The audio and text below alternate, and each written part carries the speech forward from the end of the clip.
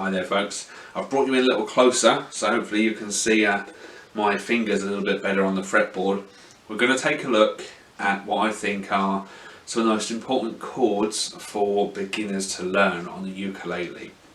So we're going to start out with good old trusty C. Now C is going to be your best friend on the ukulele. You'll always be glad to see it. Every time it's there you'll pick up just where you left off, and it's going to be your most favourite one. So C, I talked about a little bit in our how to read chord boxes video, but let's have a little closer look, and we're also going to talk a little bit about how we should be kind of fingering notes in general when we're playing chords.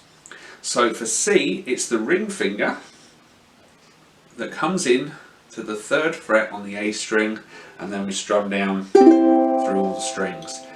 At the moment you can strum down through those however you like, okay, it really doesn't matter. I'll talk about strumming separately, but for now just try and get some sort of digit, whether it's a thumb, finger, okay, not your elbow or nose, to run through all of those strings. So C should be nice and easy, and C is quite forgiving because the note we use is on the outside of the ukulele, so even if you're approaching it wrong with this finger flat down here, you can still get that working, okay? But it's important right from the get-go to get a good position in this left hand, and by a good position what I mean is having our fingers arched so that it's the tips that are coming in. So you should think about your fingers coming in like they're little claws, okay? And it's the tips that should be approaching. And this is where you might run into trouble. If you've got long nails, having long nails will force your fingers to come in at more of an angle rather than being able to get right onto that tip, okay? So they do need to be very trim.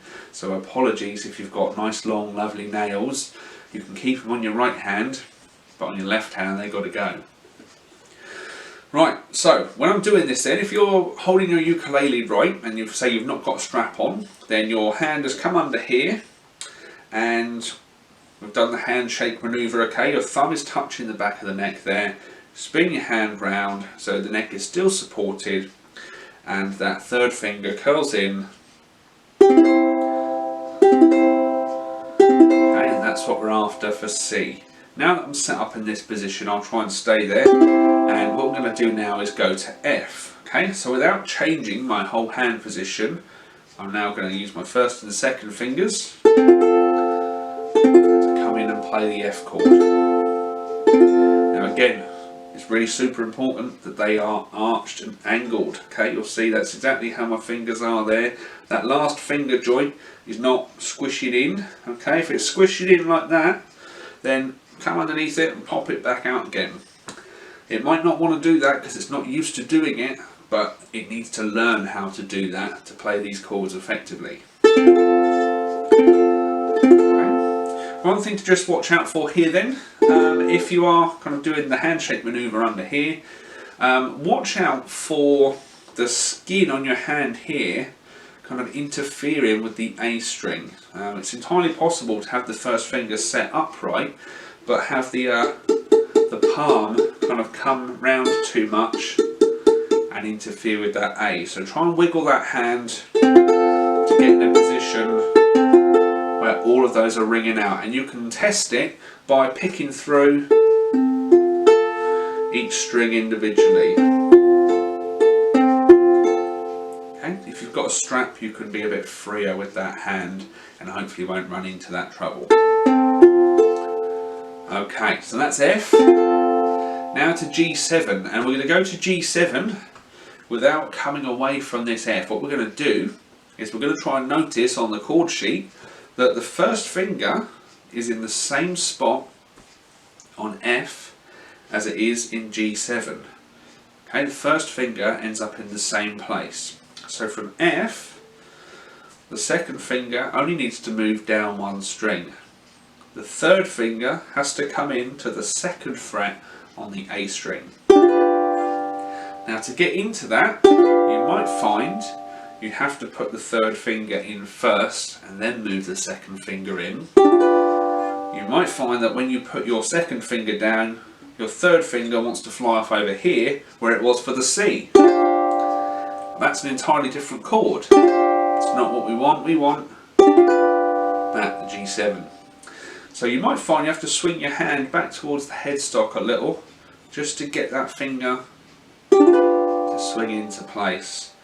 I think of G7 as a little kind of triangle shape there. It looks like a little triangle or a little V to me. Okay, so placing those fingers down, you've got the third finger on the second fret on the A, first finger on the first fret of the E, and then second finger, second fret of the C. And to start with, that will probably be your least favourite one, okay, because you've got to get those three fingers coordinated to get into there. So that will probably be your least favourite one of these three, but they are the most important three to crack straight away, okay?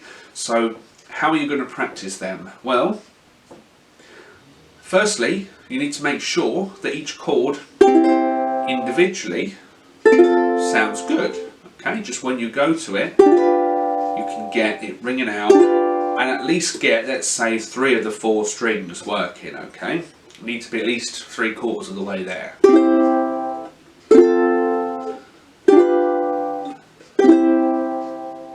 So we want them all to sound pretty decent on their own.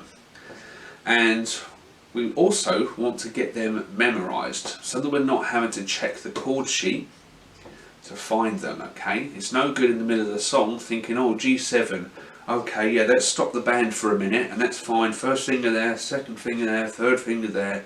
No, we need to have that memorised. And you can help yourself memorise this by trying to build your muscle memory and trying to let this left hand get a little brain of its own and memorise those shapes without even having to engage your noggin upstairs. So with C, it's quite easy to remember, I think, because there's just one thing going on. With F, you've got the 2 fingers, and with G7, you've got the 3. Okay. What I would say is take, let's say, the G7 chord. Okay, that's going to be the most difficult one. Take that chord and just try and go in and out. Okay, so you put the fingers down, lift them off, and put them back down again. And what you're looking to try and get is just like my hand's doing. When those fingers lift, they're still trying to hold their formation so they can drop straight back down. Initially, your fingers will probably want to fly away over here. Okay. The trouble with that is that now they've got a lot further to come back and find where they want to be. So try and teach that hand to hold that shape and get used to grabbing the shape out of the air. Same for the F and the same for the C. Okay, now that's one thing you can do, and you can do that fairly mindlessly. You can even do that without strumming and just practice going in and out. Okay. Next thing to do is practice what I call chord pairs and practice going from one chord to another. So take C and F for starters and just rock back and forth, C to F, C, F, C, F, okay? And don't even worry about how long you're on each chord for. The aim of the game is to try and get that ultimately as fast as you can. Okay, one, then the other, with each one being clean. Then try C and G7. Then F and G7. Remember that between F and G7, you can leave the first finger down and just move 2 fingers around.